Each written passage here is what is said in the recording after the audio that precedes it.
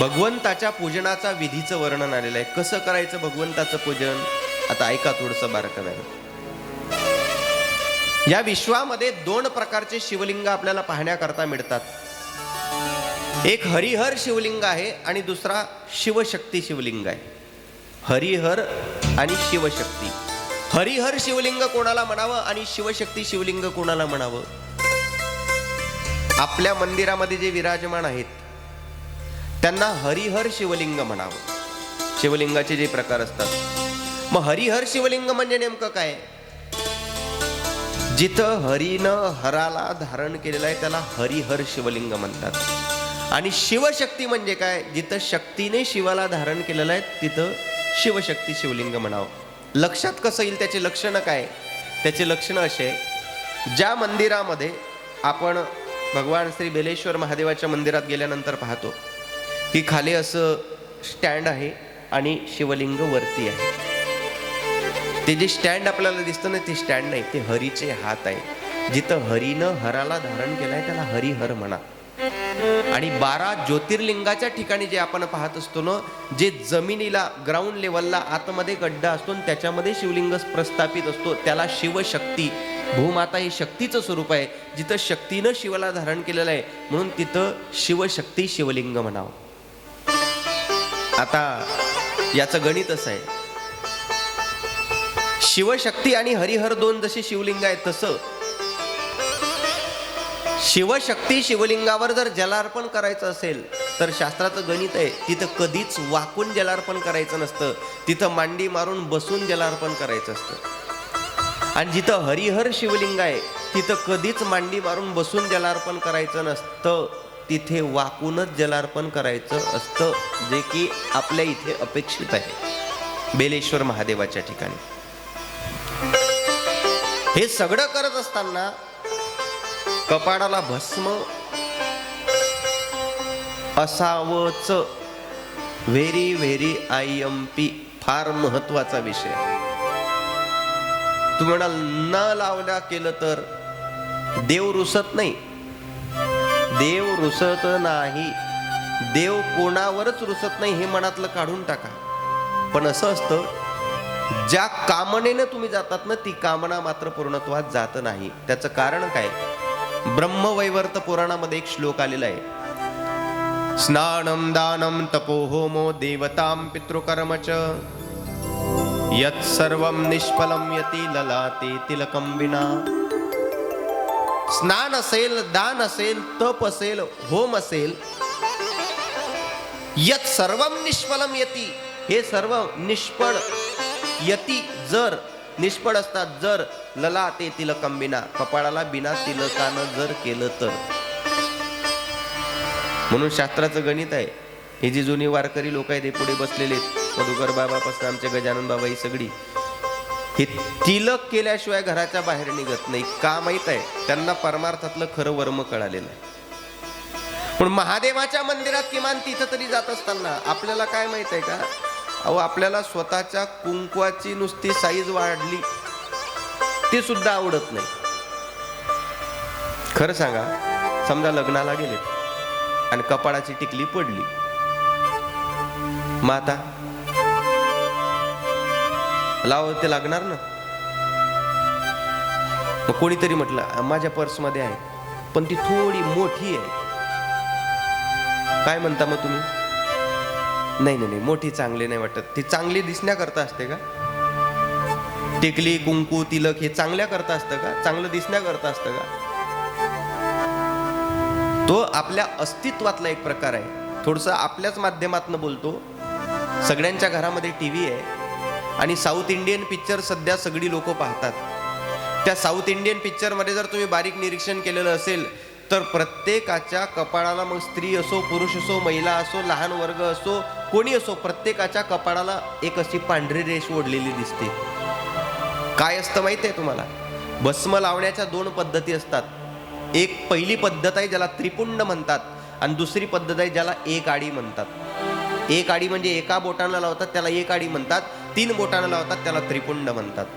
आता ज्याला कधी नवत भगवंताच्या पूजेला रुद्राभिषेक रुद्रा स्वाहाकार सारखा काहीतरी विधी करायचा असेल, मग ते आखीव रेखीव त्रिपुंड लावतात. पण ज्यांना रोजच लावायचं आहे त्यांना कुठे एवढा वेळ भेटणार आहे? मग आपल्या मेकअप म्हणजे ड्रेसिंग टेबलच्या समोर ती वाटी भस्माची ठेवलेलीच असते. बोट व्हायचं, लावायचं कपाळाला आणि कामावर निघायचं. मग जे भस्म कपाळाला लावतात, परत इथून एक वेगळा विस्तार चालू होतो. त्या भस्माचे अजून अनेक प्रकार सांगितलेले आहेत. श्वेत भस्म, स्मार्त भस्म, अग्निभस्म, काष्ट भस्म, वेदाग्नी भस्म, चिताग्नी भस्म, सुवर्ण भस्म, स्वल्प भस्म, अशी भस्माचे अनेक प्रकार सांगितलेले आहेत. कोणतं फळ प्राप्त करायचं आहे त्यानुसार कोणतं भस्म लावं इथपर्यंत विधी सांगितलाय शास्त्रकारांनी. हे एवढं डीप मध्ये याच्याकरता सांगतोय की हे आपल्या डोक्याच्या वरचं आहे. पण तरी सुद्धा भोलेनाथ आपल्यावर कृपा करतात, कारण ते करुणा निदान आहे, कृपा निदान आहेत, करुणा घन आहेत, करुणेचा मूर्तिमंत अवतार आहेत. भगवान श्री देवादिदेव महादेवाच्या शिवालयामध्ये गेल्यानंतर ज्यांना भगवंताचं विधीपूर्वक पूजन करायचं आहे, ऐका, ज्यांना विधीपूर्वक पूजन करायचं आहे, नियम असा आहे, आधी जे बिल्वदड किंवा जेवढे साधन सामग्री असते ना, त्या साधन सामग्रीवर कधीच आपल्याला काही चढवायचं नसतं. ज्यांना परिपूर्णत्तम त्या ठिकाणी तो विधी पूर्णत्वास न्यायचा आहे, आधी भगवान श्री देवादिदेव महादेवांचा शिवलिंगावरचं सगळं निर्माल्य बाजूला सारायचं असतं. जे काही तुमच्याकडं पाणी असेल, दूध असेल, दुग्धोदक स्नानम समर्पयामी, भगवंताला स्नान घालायचं, परत पाण्यानं स्नान घालायचं, शुभ्र पांढऱ्या वस्त्रानं भगवंताचा सगळा तो शिवलिंग त्या ठिकाणी स्वच्छ करून घ्यायचा. फार अवडंबर करायचं नाही. 3 बोटाचा तिलक, मग तो भस्माचा असेल किंवा चंदनाचा असेल, परमात्म्याला लावायचा. आणि तो लावलेला तिलक जो बोटाला राहतो ना, तो पुसायचा नसतो. तो तिलक तिथं लावल्यानंतर तो आपल्या कपाळी लावायचा असतो. उच्चिष्टम प्रसादम, ते उच्चिष्ट भगवंताचा प्रसाद म्हणून आपल्या कपाळाला धारण करायचा असतो.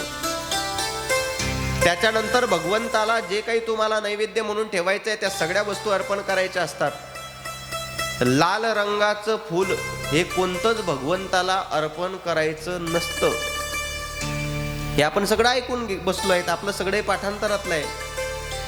पण मी आताही मंदिरात गेलो तर तुम्हाला लाल फूल दाखवू शकतो, कारण आम्ही ऐकतो सर्वांचं, पण करतो मात्र आमच्या मनाचं. लाल फूल जर व्हायचं असेल तर त्याच भगवान भोलेनाथाचा जो शिवलिंग आहे ना, त्याच्यावर भोलेनाथ एकटे नाही, त्यांचा पूर्ण परिवार विराजमान आहे. मग आपल्याला त्याच परिवारावर जिथं धारीची जागा आहे ना, त्या ठिकाणी एका बाजूनं पार्वती मातेचं ठिकाण आहे. त्या पार्वती मातेच्या ठिकाणी लाल रंगाचं फूल व्हायचं. भगवंताच्या मस्तिष्कावर ते व्हायचं नाही. भगवंत स्वीकारार्ह नाही, भगवंताला ते अपेक्षित नाही. का नाही त्याची कथा आपण थोड्या वेळात बघणार आहोत. आणि एक महत्वाचा मुद्दा, हे जे डोकं आहे ना, हे डोकं शिवलिंगाला कधीच लावायचं नाही. ऐकताय ना मावशी? ओ मावशी,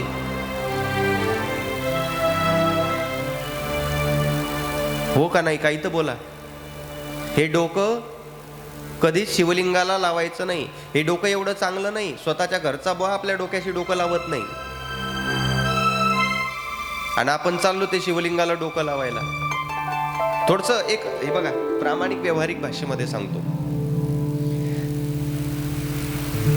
कोणत्या बाईला आवडेल आपल्या समोर आपल्या नवऱ्याच्या डोक्याला एखाद्या दुसऱ्या बाईनं डोकं लावणं? म्हणून बोललो की व्यावहारिक भाषेत सांगतो. शिवलिंगावर पार्वती माता आहे का नाही? आहे. गणपती बाप्पा आहे की नाही? त्यांची कन्या आहे का नाही? मग जर सगळा परिवार आहे, मग सगळ्या परिवाराच्या समोर आपलं सामान्य डोकं भगवान भोलेनाथाच्या शिवलिंगाला लावणं व्यवहारातली भाषा आहे ना, हे तर कथेतून सांगायलाही नको. पण काही लोकांचं भक्तीचं अवडंबर एवढं असते, फार साष्टांग दंडवत घालून. अरे हे सगळ्या ठिकाणच्या पद्धती नसतात. खरं तर भोलेनाथांचं पूजन मानस पूजन जेवढं महत्वाचं सांगितलंय ना, तेवढं बाह्य पूजन नाही. रामायणामध्ये रुद्राष्टकम आलेलं आहे. रुद्राष्टकम ऐकलेलं असेल तुम्ही. नमामि शमीशान निर्वाण रूपम, इको विभुं व्यापकं ब्रह्मवेदस्वरूपं निजं निर्गुणं निर्विकल्पं निरीहं चिदाकाशमाकाशवासं भजेऽहम्. चला चला, विषय निघाला म्हणून एकदा रुद्राष्टकमचा पाठ पूर्ण करून घेऊ. सर्वांनी हाताने टाळी वाजवायची. संस्कृतमध्ये आहे, आपल्याला कळत जरी नसेल तरी आपण त्याच्यामध्ये सहभागी आहोत. या धर्ममंडपामध्ये जो जो नामघोष होतो, प्रामुख्यानं वक्ता जरी असेल तरी तो वक्ता आपल्या करताय. म्हणून सर्वांनी हाताने टाळी वाजवून भगवंताचं चिंतन करायचं आहे.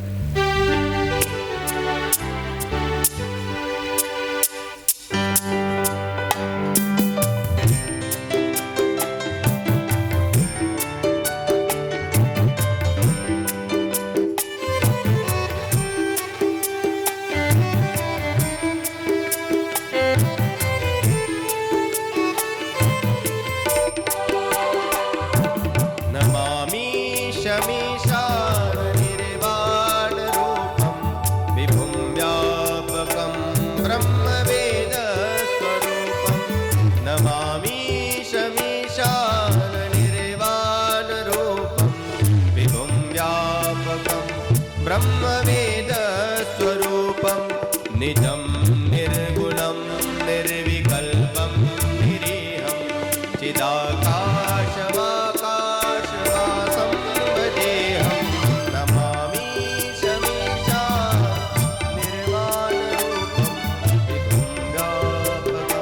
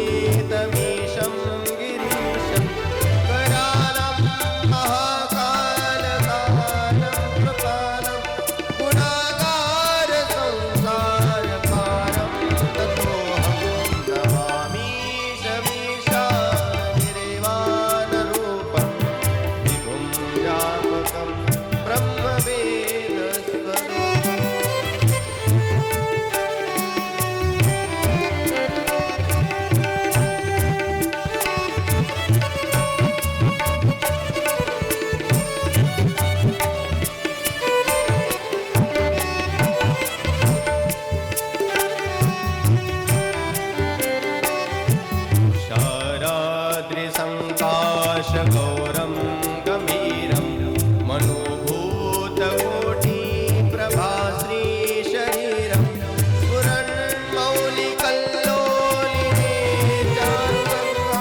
लसत्बालबाले दुकण्ठे भुजङ्गा. नमामि शमीशा निर्वाणरूपं विभुं व्यापकं ब्रह्मवेदस्वरूपम्.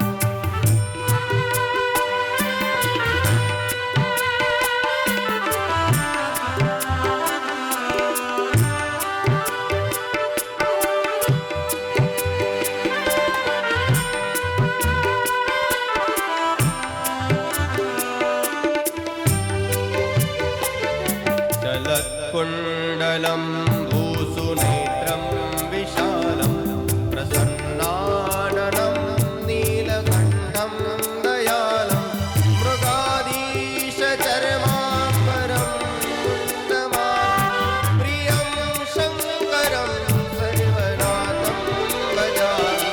नमामि शमीशा निर्वाणरूपं विभुं व्यापकं ब्रह्मवेदस्वरूपम्.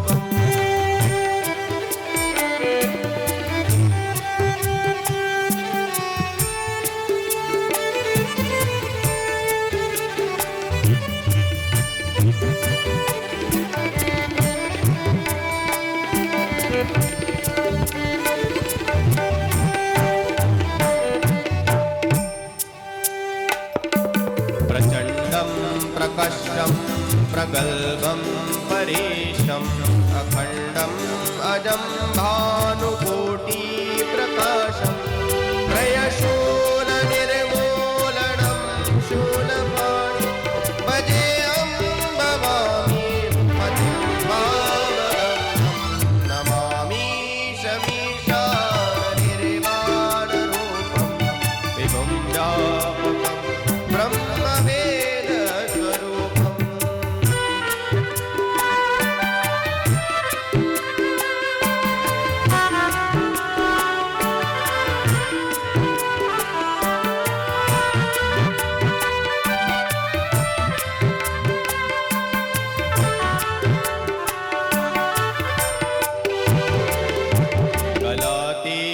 कल्याण कल्पान्तकारी सदा सज्जनानन्ददाता पुरारी चिदानन्द सन्दोहमोहाकारी प्रसीद प्रसीद प्रभो पर्वतारी नमामि शमीशाननिर्वाणरूपं विभुं व्यापकं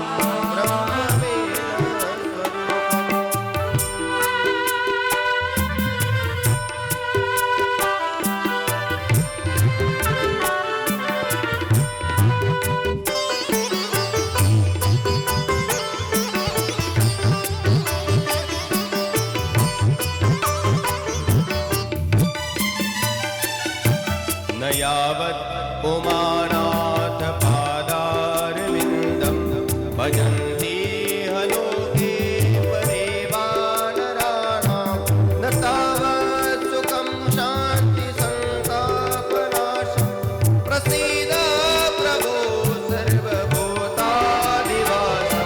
नमामि शमीशाननिर्वाणरूपं विभुं व्यापकं ब्रह्मवेदस्वरूपम्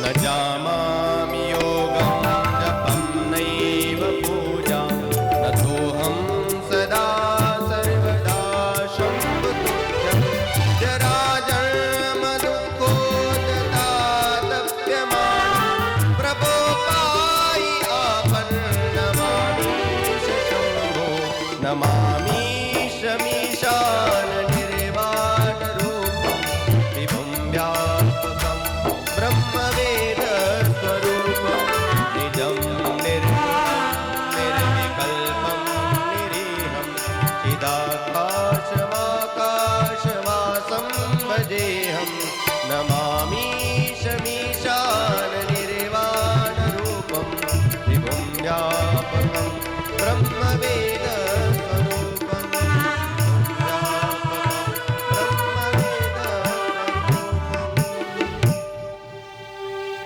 इति रुद्राष्टकमिदं प्रोक्तं विप्रेण महर्षोषैः ये पठन्ति नरा भक्त्या तेषां शम्भो प्रसीदति. रामकथेमध्ये हे रुद्राष्टकम आलेले आहेत. आपण कालही बोलून गेलो, भगवंताच्या स्वरूपाचे अनेक ठिकाणी अनेक स्तोत्र रचल्या गेलेत. मला मूळ मुद्दा असं सांगायचा आहे, भगवान भोलेनाथाच्या संबंधानं मानस पूजा जेवढी महत्वाची सांगितलेली आहेत, कारण भगवान देवादिदेव महादेव विशेष बाकी सगळ्या बाह्य जगाच्या पलीकडचे आहेत. सोन्याची लंका भेटली तरी प्रसन्न, आणि भेटल्या भेटल्या हातातून गेली तरी प्रसन्न. अपमान कोणाला सहन होतो या जगामध्ये, कोणाला सहन होत नाही, पण सासऱ्यानं अपमानास्पद वागणून देऊन सुद्धा तेवढे प्रसन्न होते महाराज. न पुण्यम न पापम न सौख्यम न दुःखो न मंत्रो न तीर्थ वेदान यज्ञ अहम न भोजनम नैव भोज्यम न भोक्ता चिदानंद रूपम शिवोहम शिवोहम. चिदात्म स्वरूपामध्ये राहणारी ही देवता आहे. आपल्याला सगळ्यात महत्वाचा हा भाव कळणं फार गरजेचं आहे की महादेव प्रसन्न होण्याकरता खरंच आम्ही जे करतोय ते महादेवाला आमच्याकडून अपेक्षित आहे का? आणि जर अपेक्षित नसेल तर महादेवाला नेमकं आमच्याकडून काय अपेक्षित आहे? एक थोडस धाडसाचा प्रश्न आहे, तुम्हाला उत्तर देता येतं का बघा. मावशी, मला सर्वांनी इमानदारीने उत्तर द्या. भक्ती ही देवासाठी करायला पाहिजे का आपल्यासाठी? थोडासा क्लू देऊन जातो म्हणजे तुम्हाला कळेल अजून. भक्ताचे दोन प्रकार असतात, एक सकाम भक्त आणि एक निष्काम भक्त. सकाम म्हणजे जो स्वतःच्या स्वार्थापोटी करत असतो की आम्हाला हे करायचं आहे, आम्हाला ते करायचं आहे, आमचे गुडघे चांगले करायचे आहेत, आमचं मनका चांगलं, ही स्वार्थी भक्ती झाली. कारण जे चांगलं झालंय ते क्षणाकरता होणार आहे, ते काही कायमस्वरूपी नाही होणार आहे. जे स्वतः करता करतात ते स्वार्थी म्हणवल्या जाऊ शकतात. पण दुसरा जो प्रकार आहे ना निष्काम भक्तीचा, की ती भक्ती आम्हाला करायची म्हणून करत नाही, तर ती देवाला आवडते म्हणून आम्ही करतो, जसं तुकोबरांनी केलं. आता प्रश्न विचारतो परत, भक्ती आपल्या करता करायला पाहिजे का देवा करता करायला पाहिजे? देवा करता करायला पाहिजे, बरोबर. मग अलीकडच्या काळातली लोक जी करतायत हे आपल्या करता करतायत का देवा करता? सगळं चाललंय आपल्या करता. करायला कोणासाठी पाहिजे? देवासाठी. करताय कोणासाठी? आपल्यासाठी. एक सांगू, आपल्यासाठी भक्ती केली की ती फक्त आपल्याला पावते, पण देवा करता केली ना की देवालाही पावते आणि आपल्याला सुद्धा पावते. अजून भगवंताचं मुख्य पूजन आपल्याला कळालं नाही. भगवंत एवढे कृपा सिंधू, करुणा सिंधू आहेत. आता आपण आपल्या देवालयात जर बघितलं, बेलेश्वर महादेवांच्या मंदिरामध्ये आतमध्ये मोजकी जागा आहे. समजा आता 5-7 जणी तिथे पूजा करण्याकरता बसलेले आहेत आणि एक आजी समजा काठी टेकवत आली. तुम्ही सगळी 2 तासापासून रांगेमध्ये उभ्या होत्या तरी तुमचा नंबर नाही. आजी मागून आली आणि सगळ्यात पुढे गेली आणि पुढच्या बाईला म्हणते, ताई मला माझे गुडघे त्रास देतात, मला जास्त वेळ उभं राहता येत नाही, मला थोडासा पुढचा नंबर देता का? इमानदारीनं आपल्या अंतःकरणावर हात ठेवून सांगा, आपण जागा दिली असती?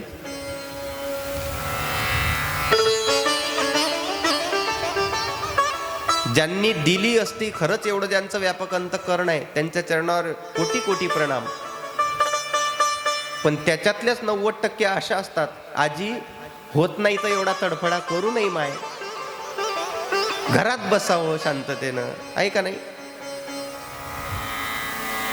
पण माझं वचन आहे तुम्हाला, जर समजा शिवालयामध्ये आधी तुम्ही 2 तासापासून बसलेले आहेत आणि एखादी व्यक्ती जर नंतर आली, पुढे जाण्याकरता प्रयत्न करतायत, तिच्या चेहऱ्याहून तिच्या बोलण्याहून वाटतायत की खरंच आपल्यापेक्षा हिला महादेवाची जास्त गरज आहे, हे खूप त्रासलेली दिसते, तुम्ही तुमची जागा सोडून भगवंताचं पूजन न करता घरी जरी गेलात आणि त्या बाईला जागा दिली ना, तरी सुद्धा भोलेनाथ तुमच्यावर तेवढीच कृपा करतील जेवढी पूजन करणाऱ्यावर भोलेनाथ करतात. करुणा सिंधू आहे महाराज. ते देत असताना आपपराचा विचार करतच नाही. जर माणसालाच द्यायचं ठरलं असतं तर सापाला गड्यामध्ये घातलं नसतं. विरक्त आहे, त्यांना कुठल्या गोष्टीची आवश्यकताच नाही. प्रत्येक गोष्टीची लक्षणं आहेत महाराजांच्या हातामध्ये. भगवंताच्या हातामध्ये जो त्रिशूल आहे, त्रिशूलाची लक्षणं वेगळी सांगितलीत. व्याघ्रांबर धारण केलाय, त्याची लक्षणं वेगळी आहेत. प्रत्येक आयुधाच्या मागे काहीतरी विशेष अंक देवादिदेव महादेवांनी जोडलेले आहेत. हे आपल्याला लक्षात यायला पाहिजे. पूजनाच्या विधीमध्ये तरी किमान अवडंबर नको. पूजन अत्यंत साधं सोपं सरळ असायला पाहिजे. ताटभर देवाला अपेक्षितच नाही. मी कालही बोलून गेलो, 2 तास महादेवाच्या समोर बसल्यापेक्षा 2च मिनिटं पण महादेवाचे म्हणून बसा. महादेव तुमच्या परमार्थाची दखल घेतल्याशिवाय राहणार नाही.